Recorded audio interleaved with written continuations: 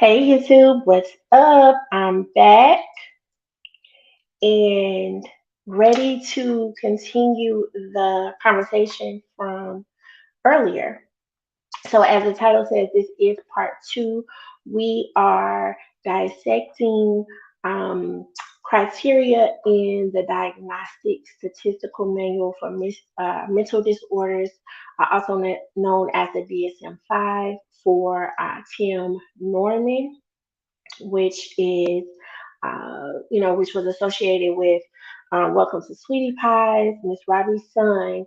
And we all know what the situation is. Rest in peace, Andre. And, again, I am just so sad. And, I just empathize with both families because this was just a senseless act. But just a little background on me, I am a licensed therapist. I'm actually a licensed mental health counselor. And I am from St. Louis. And so this story kind of particularly, piqued my interest because of that. I was born and raised there. Earlier, I talked about, what the good areas are, what the bad areas are, and kind of gave a little background on that based on my knowledge, expertise, and, how I grew up and all of that good stuff. So be sure to check out part one because we talked about a lot of information in that part one. But I think you guys are going to like this part two. It's even more interesting. What I did was kind of, as a licensed therapist, I do have the ability to diagnose individuals with, mental health diagnoses. And so I use my DSM as a reference, which all therapists do. We use it as a reference. It's a huge book. Let me show you. It's a huge book. You guys can see I have like notes, my little notepad here, but it's a huge book, and therapists, psychologists, psychiatrists can't possibly remember every single symptom and what diagnosis it might fit into. Some diagnoses have, some of the same symptoms. So we always, most of the time, all of the professionals I know in the field use this as a reference. Again, it has been, there's always revisions to the text and things like that. But I use this as the main one. I keep it handy anytime, I'm with the clients, and just to kind of get a better idea of where something may be stemming from as far as the symptoms. In particular, I spoke about earlier, I don't really like to diagnose, because, it's kind of labeling at times for something that may be mild. And so I try my best not to do that. But, sometimes you have to. And sometimes for insurance purposes, you may have to, but that's a whole other story. But earlier we got into, I want to jump into it because earlier we talked about Tim. Oh, let me go back because let me give my disclaimer. This is for entertainment purposes only. It's for information and educational purposes only, as I am a licensed mental health counselor. I am a therapist, but I am not your therapist. So if you need a consult related to mental health, a consult related to mental health and work, or a consult related to strategizing for your career, look in the description box below. All the information will be there. All images that I use or information that I have could be allegedly, and it is fair use. And these are all my opinions based on my experience, my knowledge, and expertise of, my life working with clients, individuals, and families. So let's get right into it. Earlier, we talked about we looked into the DSM, right?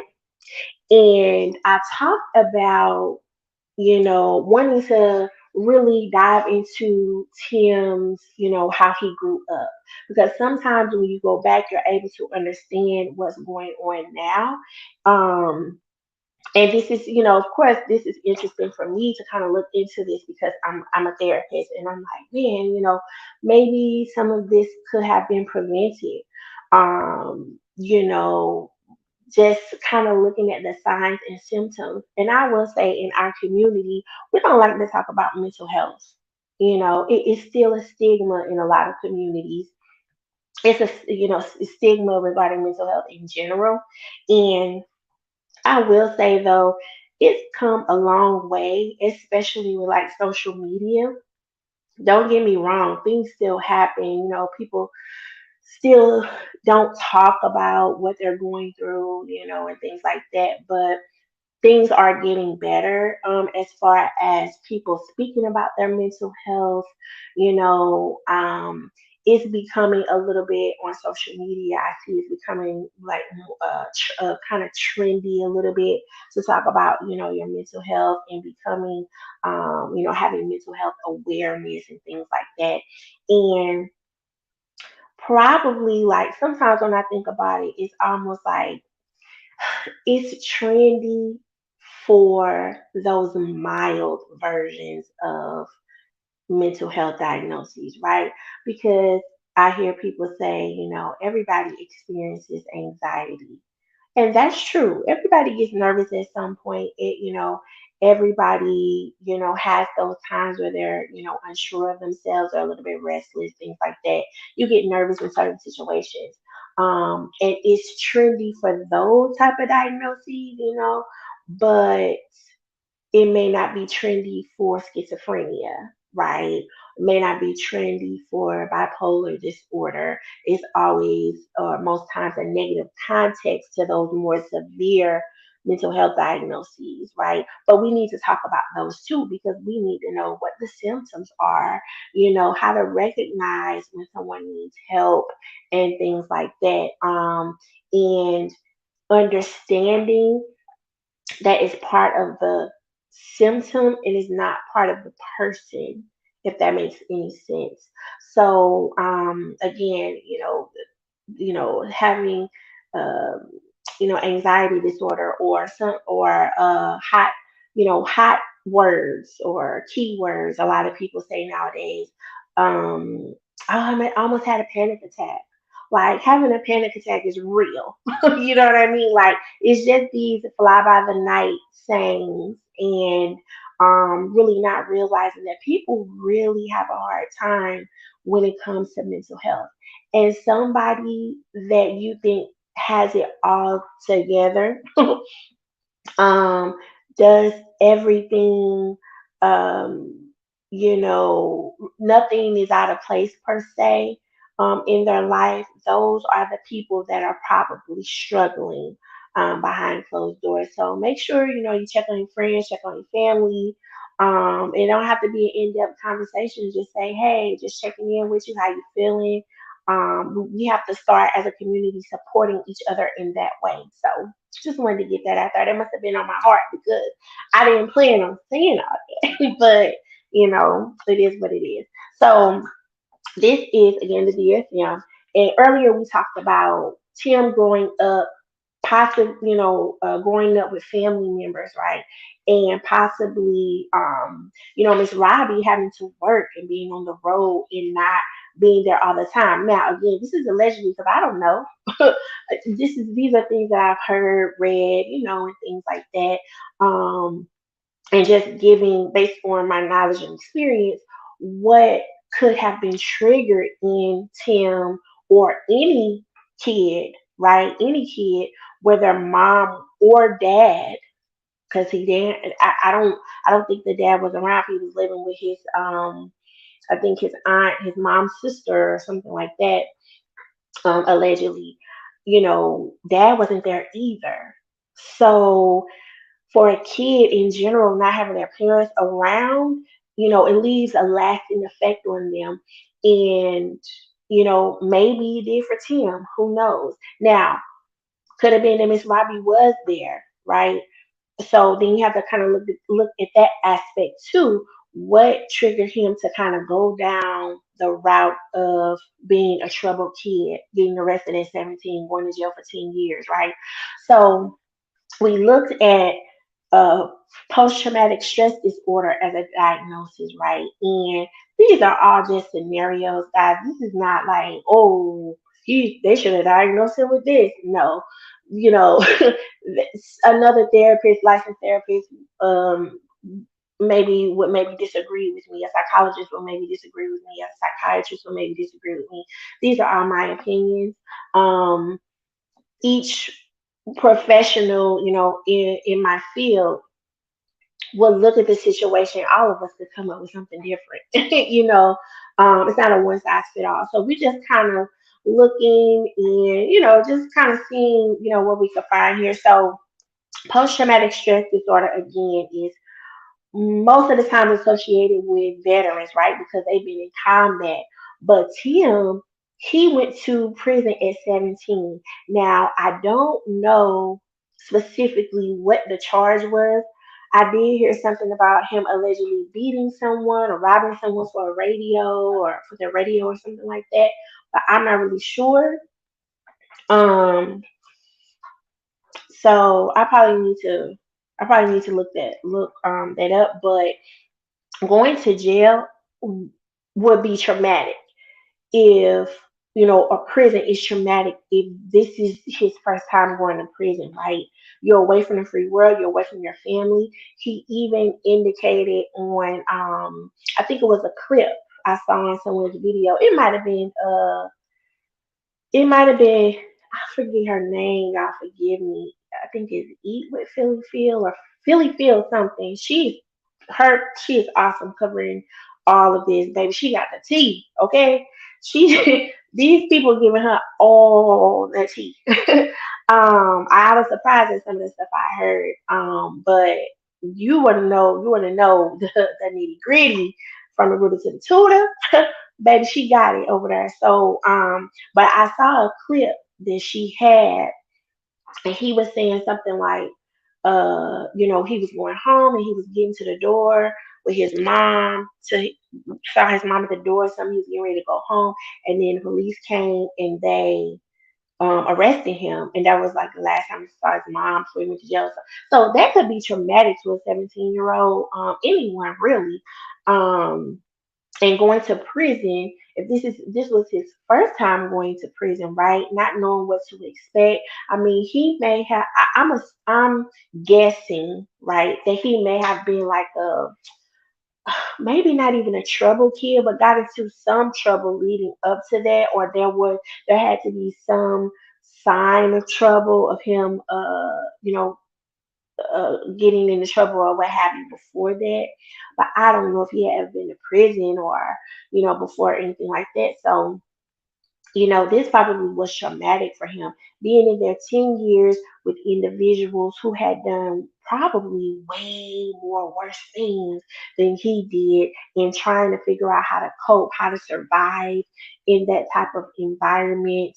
Coming out, he's still 17 years old. You know what I mean? Not only that, you're coming out 10 years later. Imagine everything that has changed and progressed in 10 years.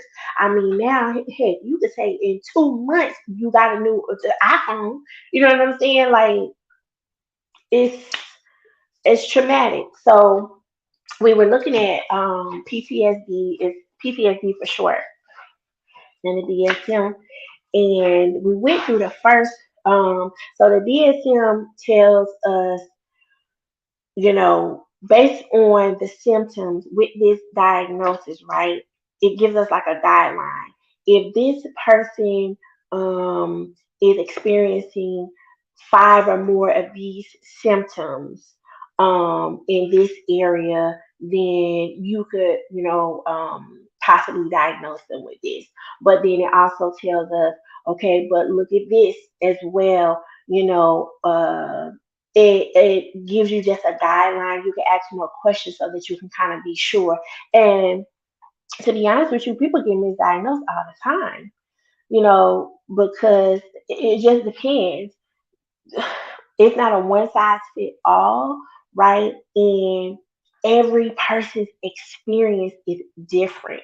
And that's why I don't really like to use the labels, because it's like it could be PTSD, but shoot, it could be something else too. You could have, um, and anxiety disorder, whatever it was. But post traumatic stress, of course, is a trauma or stress related diagnosis, right? And so I'm just going off of the situation of him going to prison. I have no idea what happened in his life before that. So if I have additional information of what happened up until he was 17 years old going to prison, my diagnosis it could change. You know what I'm saying? So just keep that in mind when I'm going through this. But for PTSD, it says the first one was A, right? So the following criteria applies to adults, adolescents, and children older than 6 years old. So the first criteria is exposure to the actual or threatened unalive. Certain words I don't think you can say on YouTube. So if you hear me saying something weird, like that's probably why.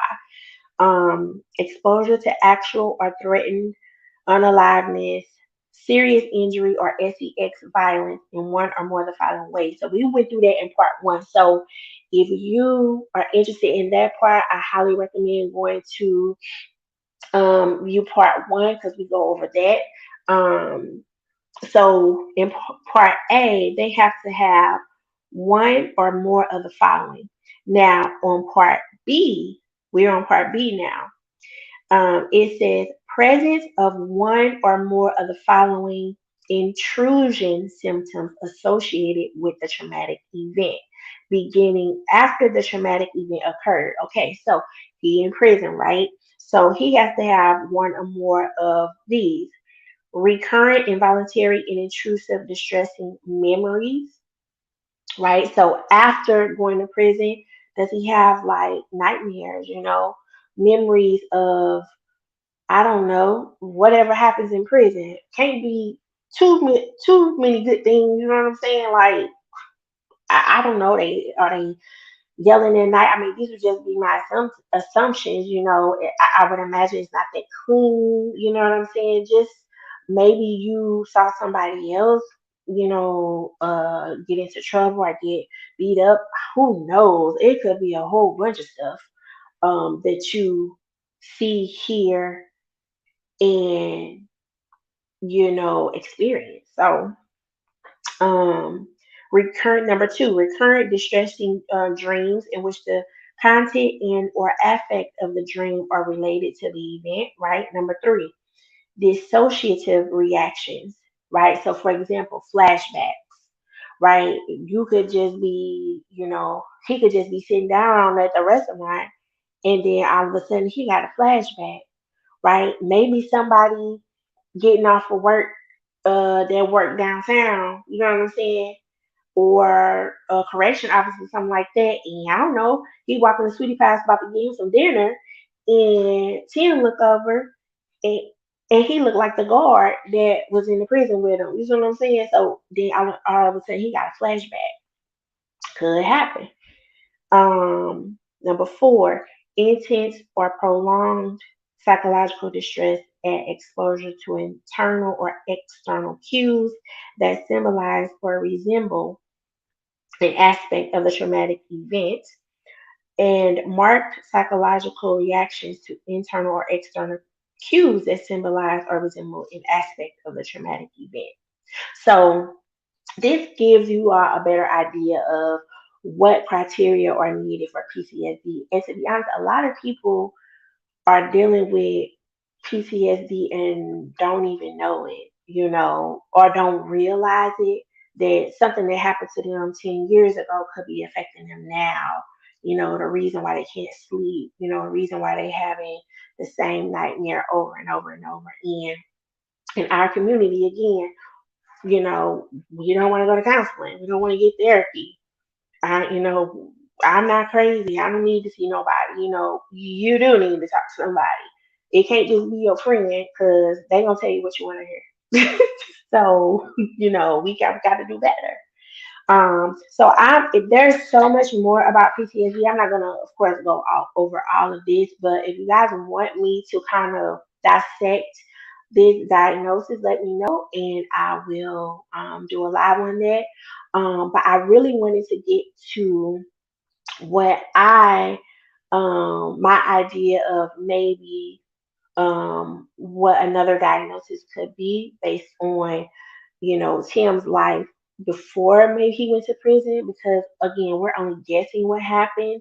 But if you at 17 allegedly robbed somebody and beat them for their radio, like, you had to been getting in trouble before that. Like, I a regular kid just ain't walking outside, and I mean, could happen, I guess, but you a perfect kid up until that point, then you just go outside, rob somebody, and beat them for their radio.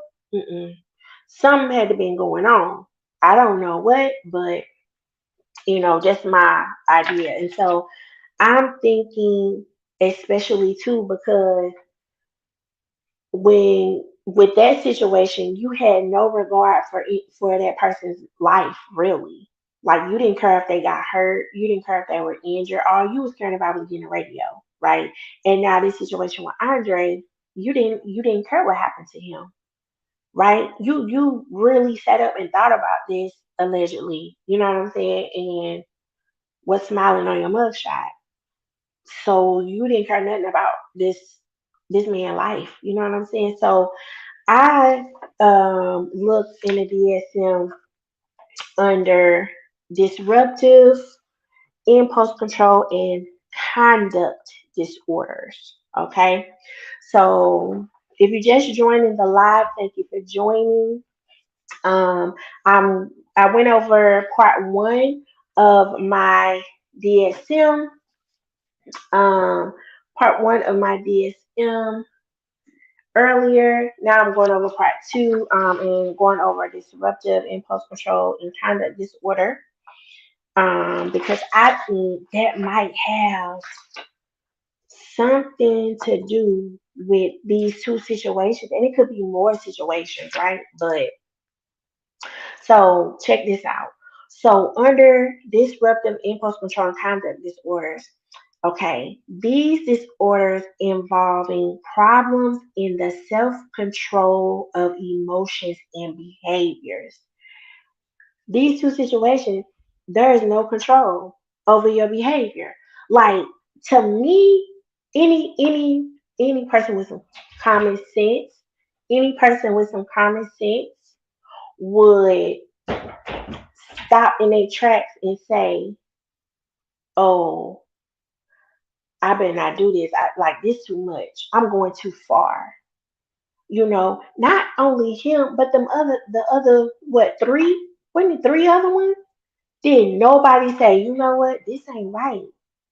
Why did they say that though? Why did they not say we shouldn't be doing this? This is not right. I don't know. Maybe because they don't know any better. I beg to differ. Maybe because this is just what life is for us. Like, this is how it go. You know what I mean? Like, almost like, what other choices do we have to get some money? You know what I mean? Greed. I mean, it wasn't a lot of money. So it's difficult for people with common sense to understand, because it's like, what is you doing? So this says, right, problems in the self-control of emotions and behaviors. Right now, while other disorders in DSM-5 may also involve problems in emotional and or behavioral regulation, the disorders in this chapter are unique in that these problems are manifested in behaviors that violate the rights of others. Right? So you don't care about what rights anybody else has. All you care about is what you're trying to do and what you're trying to get and how you're going to benefit, and you don't care what happens to those people, right? So with Andre, you know, the benefit was, I guess, him getting some insurance money, allegedly. I don't know. That's just weird. Like, did you really think this you were gonna be able to do that? Like, to go through with it, like this was really gonna be happening, that you were really gonna get that money and you was gonna go on and live life. Like, I just don't get it. Um It says, right, violate the rights of others, right? So it could be aggression, destruction of property. So again, I don't know what he did before 17. I don't know if he engaged in some of this behavior. Maybe, maybe not. Um, and or bring the individual into significant conflict with societal norms or authority figures, right? Now, I did hear on Philly Phil's channel that somebody called in and said that he, allegedly he got into it with a guard or he assaulted a guard, right? You don't have any respect for authority. You know what I mean? That doesn't matter to you. You don't care if you get in trouble with the police or what have you, or if you get caught. That's not really your thought process when you're doing these things, right? So let's see. So now when I go to, so in these, when you have these chapters for these disorders, then that after that you break down each disorder in that chapter. So the first one is oppositional defiant disorder, which is known as ODD. I'm not going to go into all of it, but I just wanted to read some of it for you all so you can kind of get a better idea of why I kind of, thought about this one related as it relates to Tim, possibly. Um, so this says, and some of this was seen on the show as well. A lot of people called in saying that he allegedly, he hit Andre in the chest. He used to hit him in the chest, punch him in the chest, and things like that. A kid, like that's just ridiculous. You're a grown man, but again, when you think about the thought process of him, how was Andre, what, 17, 18? Him being in jail or prison, going to prison at 17 and getting out 2 years later, he's still that same age. So it's almost like they're peers at this point. Um, so this is a pattern of angry, irritable mood, argumentative, defiant behavior, or vindictiveness lasting at least 6 months, as evidenced by at least four symptoms from these categories. And I'm not going to go through all of the categories, but some of them are, under angry, irritable mood. They often lose their temper. They're often touchy or easily annoyed. And I hear people say all the time he just didn't like him, but I even saw some of the other employees saying, he wasn't like a friendly person for real, so a lot of people, annoyed him when they talked about Tim and Janae's relationship. It sounded like allegedly like he was annoyed with her, asking him things or asking him to be around or whatever. And there's probably other factors to that. Nobody really knows the intricacies of their relationship, but it just seemed like he just didn't want to be bothered, right? And is often angry and resentful. Then under the argumentative and defiant behavior, often arguing with authority figures, often actively defying or refusing to comply with requests from authority figures or rules. Hold on, guys, 1 second. Mm-hmm. So no, not the one in the middle is for the other thing. That one over there. The ones in the middle of the room are for the people to come pick up. Sorry about that, guys.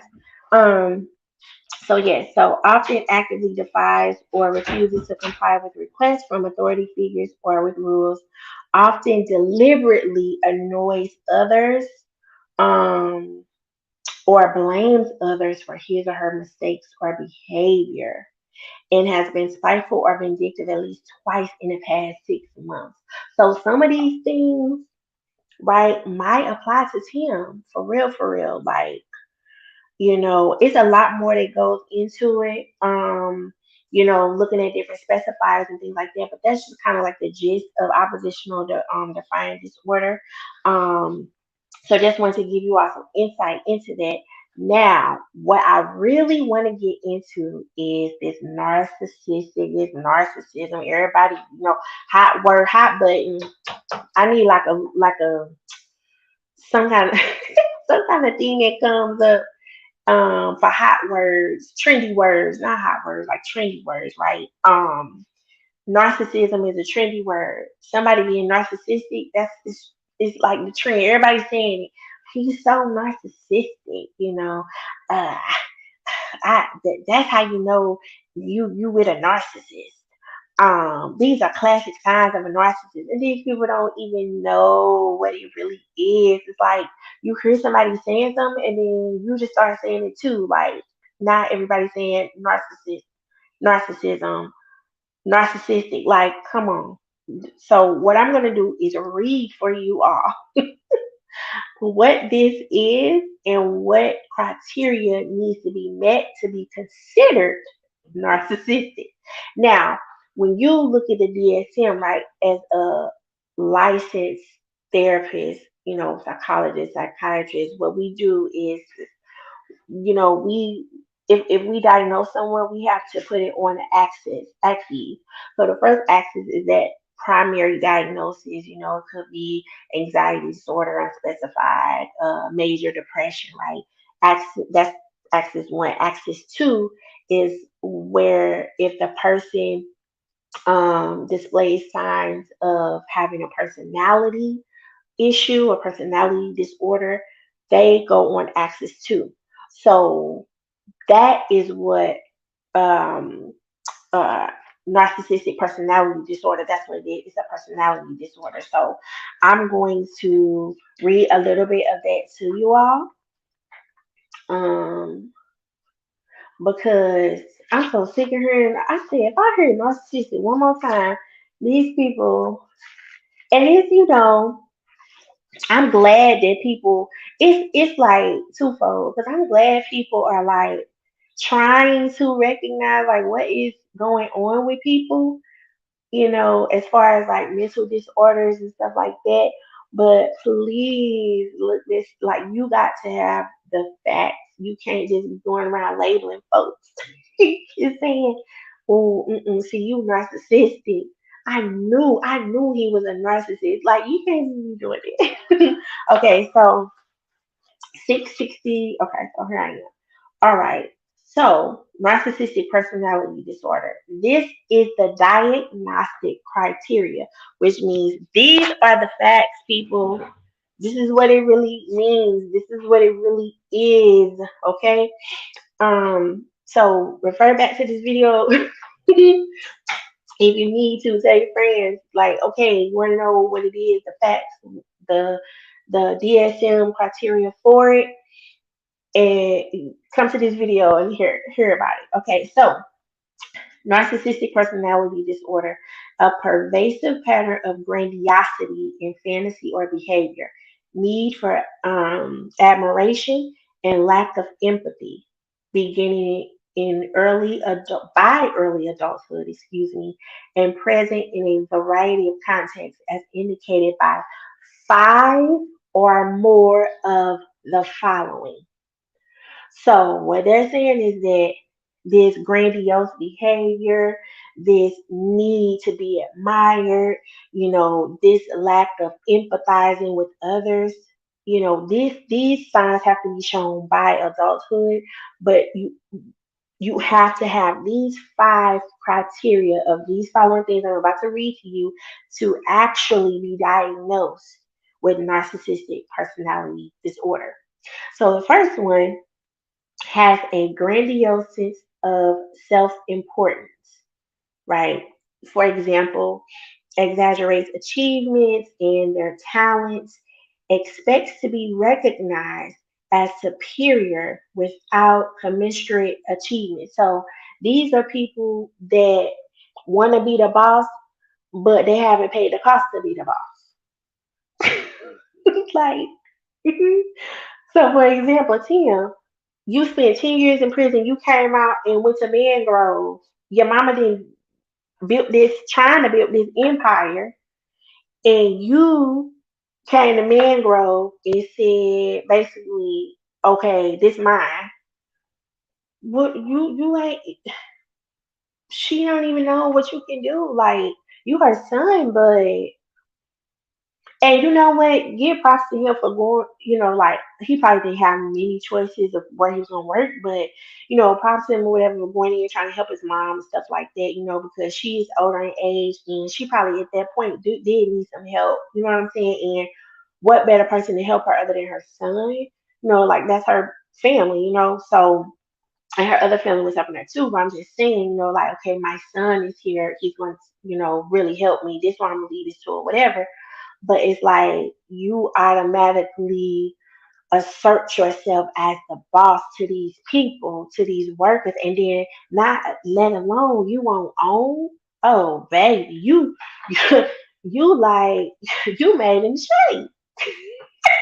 Like you thinking you finna be sitting up like Fat Red and Cheese Factory. Like I ain't gotta do nothing. I'm the boss around here, and it really don't work like that. Like you still gotta, you know, work your way. It ain't like you gotta work from the bottom because your mom own it, but you can't assert yourself like that. Make it could your mom could have been, you showing her, the wrong way of how you want to get into this. You know what I mean? So, number two is preoccupied with fantasies of unlimited success, power, brilliance, beauty, or ideal love.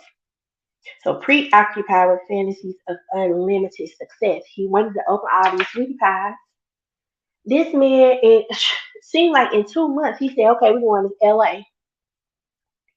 We finna go ahead and open up in LA. Okay, you can stay here and you can work on upcrust, whatever you want to do. Because maybe, I don't know, it sounded like Miss Bobby didn't want to open up all these restaurants, allegedly. Maybe she just wanted to stay in St. Louis. She had been there, that's where she from or whatever. She had been in her mind successful, like I'm doing all right, she older in age and stuff like that.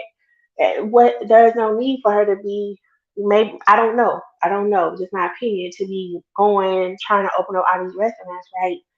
He said, okay, we going to LA, we about to go to Texas, we about to go to Mississippi, like dude. And then the crazy part is that the one in California might not even be like open for real yet, and you on your way to Texas to open one.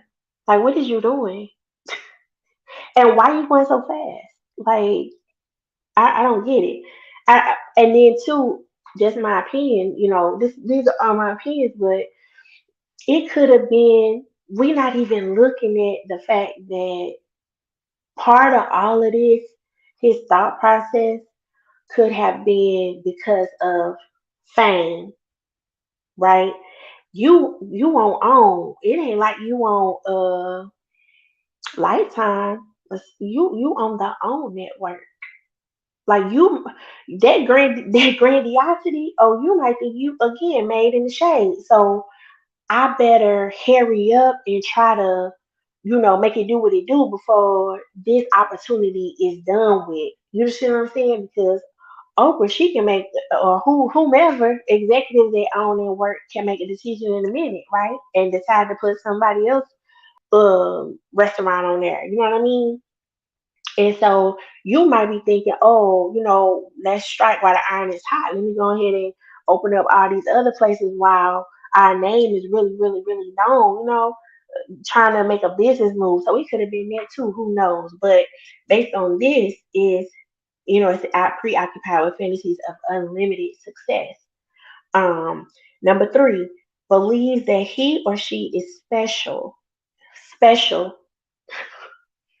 and unique and can only be understood by or should associate with other special or high status people or institutions.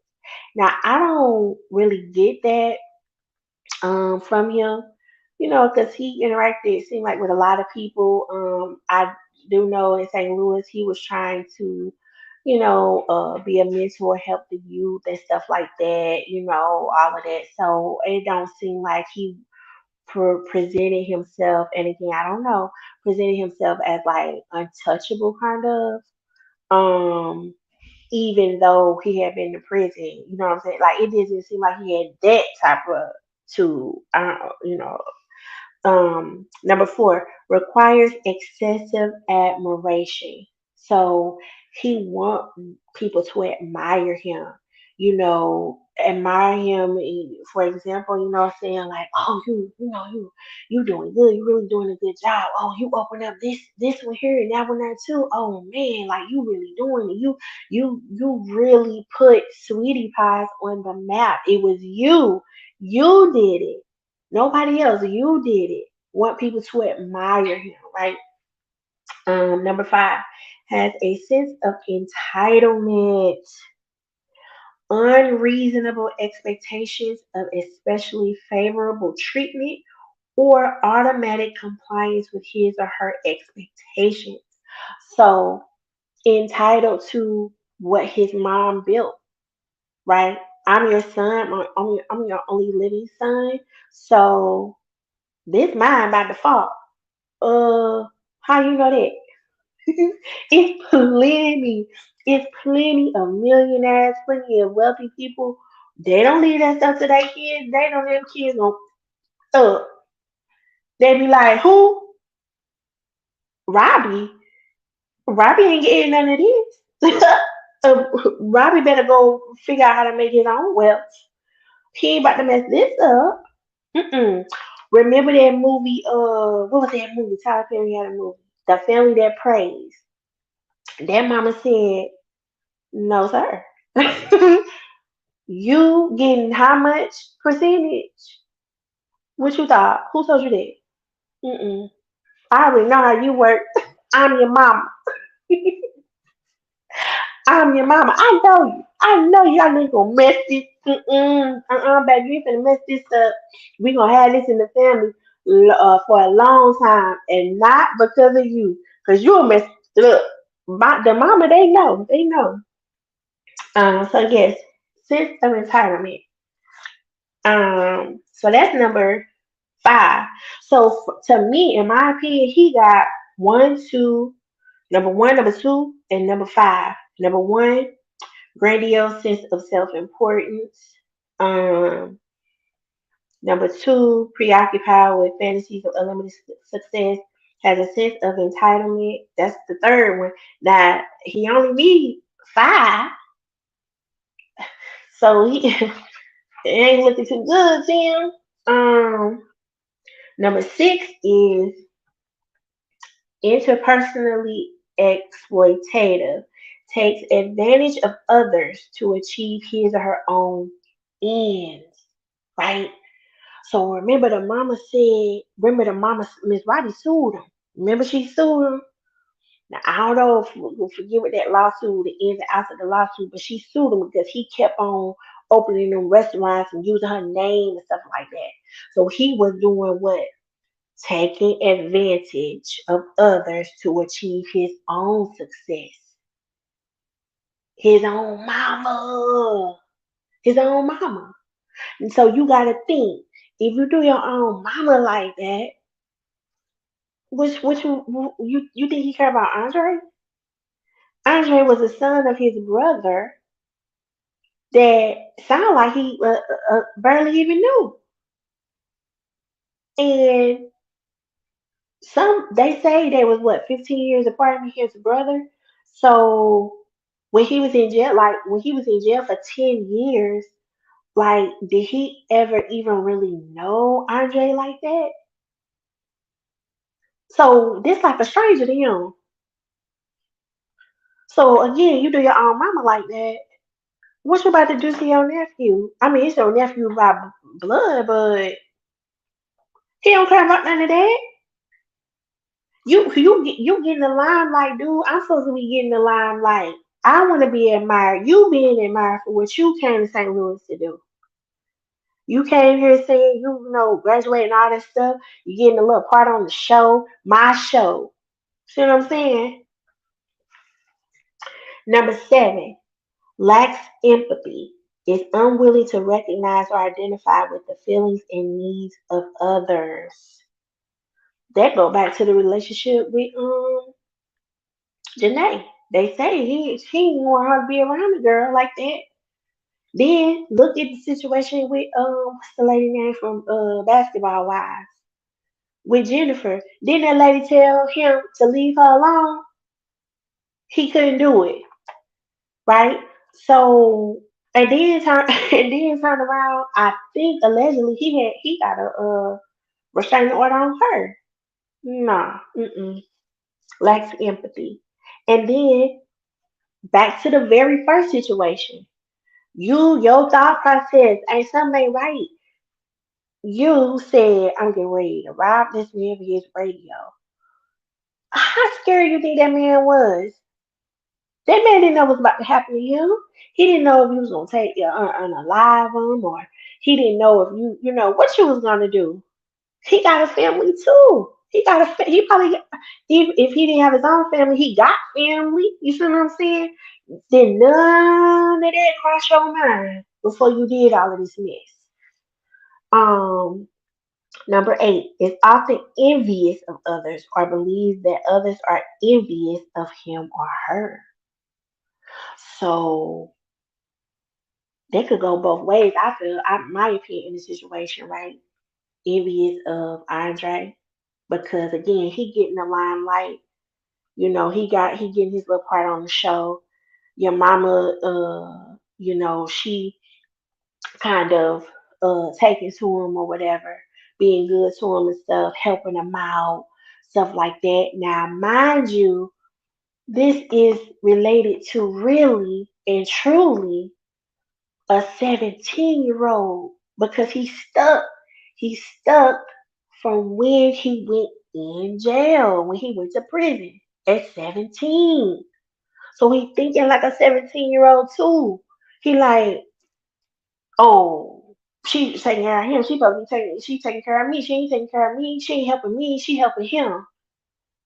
You know, he got a mama. You see what I'm saying? Now all this ain't right, but this might be allegedly, in my opinion, what he could be the thought process is. Um, or thinking that Andre is envious of him, right? Now you would think that, well, why he think that when he a grown man and Andre is 17? Again, he is stuck at 17. Kitty like thought process, right? Oh, he envious of me, so I'm gonna fix him. You already engaged at 17 in criminal behavior. So this is nothing. This is you saying, oh yeah, I'm gonna get him back. I'm gonna fix him, I'm gonna show him whatever. Right? So maybe he thought Andre was envious of him. Now somebody already said on Philly Field called in and said one day allegedly Andre came in the kitchen and said, man, he trying to send me back to Texas. He trying to get grandma to send me back to Texas. They like, why? He like, I don't know. I ain't did nothing to him. Because he stuck. He stuck and he thinking that you trying to get him before he get you. You see what I'm saying? If that make any sense. So now there's other information. Some of this I highlighted. I'm gonna read a little bit of it and then I'm gonna get out of here. But um, you know, this he only needs 5 to be on the axis 2 narcissistic personality disorder. Look like y'all right. In my opinion, he got 1, 2, 3, 4, 5, 6. So yeah. Now 2, on the flip side, like I was saying earlier, I feel like you got to take in fame into account with his choices because too on reality shows some people put on, you know what I mean, and that really might not be who they are in real life, because they want ratings, you know what I'm saying? And then if you already got this grandiose idea about having unlimited success, you finna put on because you like, oh, we got this show got to stay on, you know what I mean? So he could have been putting on some of the stuff he was doing and saying at the expense of others because what's number 6? Taking advantage of others to achieve your own success. Right? I'm gonna do whatever I need. I'm gonna say whatever I need to say to you. I'm gonna do whatever I need to do to you, right, to stay to get my success and be in that limelight, right? What Kanye say, flashing light, them lights, or was it Jay Z? One of them lights. I gotta put on my glasses, y'all. Them lights blind you, and these about to blind y'all now. Y'all probably see that glare a little bit, but okay, I'll take them off in a minute. But right. So to me, he has six. He has six. Um, he meets six of the criteria for being or having a narcissistic personality disorder. So, some of the other things I had outlined were people with this diagnosis are very sensitive to criticism or defeat. So they don't like to be criticized. They're very sensitive to that, but they might not show it outwardly, but it haunts them inside. So they plot when you when you criticize them, and they feel like they defeated. They got to get back. They got to get their get back. They got to clap back. Um, this also says narcissistic personality disorder is associated with substance use disorders. And somebody brought up too that about the hip situation or whatever, um his body frame, how it looks a little distorted for a man, right? That he the beginning of the show or the first season, he didn't look like that. His body wasn't shaped like that. But once he started taking allegedly, what is it called? Body enhancement drugs, or to get whatever they take to get the muscles or whatever, that's when his body started to shape and form like that. So, this disorder says that it's associated with substance use. Now, if this would mean that when they say substance use disorder, this would mean that they're abusing those substances, right? Because I don't know, shoot, maybe somebody to prescribe them something to try to get buff. Who knows? I don't know how they do that, but if he was abusing it, trying to get buff quicker, you know what I'm saying? Trying to get buff quicker or something like that, trying to get ready for his success. He might have been abusing them allegedly. Who knows? And then also 50 to 75% of males have narcissistic personality disorder. So that's interesting as well. Now, the only thing that made me a little bit worried about, okay, this might be on point as access to diagnosis, right? Is that there's a lack of these people, they lack history of having conduct issues in childhood or criminal behavior in adulthood. So, they don't necessarily have that criminal activity, in their history. But again, like I said, it's not one size fits all. Every situation is different, and you got to weigh all those little factors in when you're trying to figure out what the diagnosis could be. Right. So that's just some information for you all. Um, this is very, of course, very interesting to me, right? I like to dive a little bit deeper into it if you all are into that as well, of the different disorders. And it doesn't have to be based on TM, it could be based on anything. If you just want to know more information about the DSM, how the how do doctors and therapists get to the conclusion of your diagnoses and stuff like that. Or a lot of people who experience these disorders, they, work on an everyday basis and they find it difficult to work. And so, they want to know a little bit more about how they can kind of manage it in the workplace. I'm able to help with that as well.